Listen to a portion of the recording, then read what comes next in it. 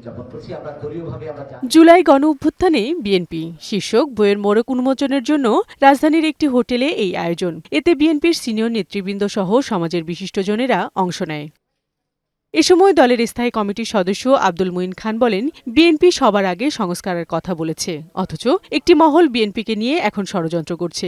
বিএনপির গণতান্ত্রিক আন্দোলন অব্যাহত থাকবে বলেও জানান তিনি। আমরা মানুষের মুক্তির কথা বলি, কিন্তু মাঝে মাঝে ভুলে যাই এই মানুষ কিন্তু মুক্ত থাকে না।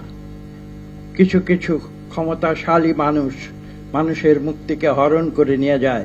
তার উদাহরণ পৃথিবীতে কিন্তু বারবার এসেছে। দলের মহাসচিব মির্জা ফখরুল ইসলাম আলমগীর বলেন, দীর্ঘদিন দেশে গণতন্ত্র ছিল না। দেশবাসী গণতন্ত্রের জন্য আন্দোলন করেছে।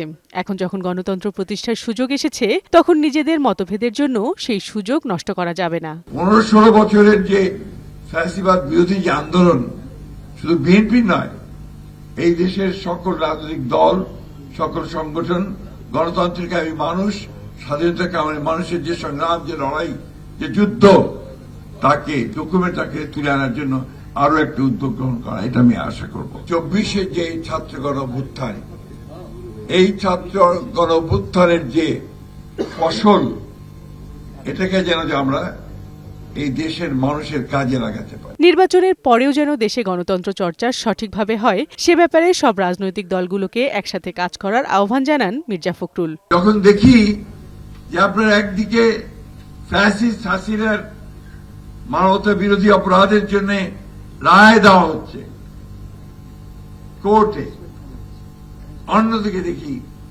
মব ভায়োলেন্স চলছে, এটা কিসের আলামত আমি জানি না। আমি তো মনে করি যে ওই রায়ের যে গুরুত্ব, সেটাকে কমিয়ে দেওয়ার জন্য একটা বিশেষ মহল ভিন্ন খাতে বিশ্ব দৃষ্টিকে নেওয়ার জন্য এই কাজগুলো করে বন্ধ। দেশকে ব্যর্থ রাষ্ট্রে পরিণত করতে না চাইলে গণতান্ত্রিক প্রতিষ্ঠানগুলোকে সঠিক পথে থাকতে হবে বলেও জানান বিএনপি মহাসচিব। প্রতিহিংসা নয়, আসুন আমরা গণতন্ত্রকে প্রতিষ্ঠা করতে সবাই একযোগে কাজ করি। বিউটি সমাদ্দার, বৈশাখী সংবাদ, ঢাকা।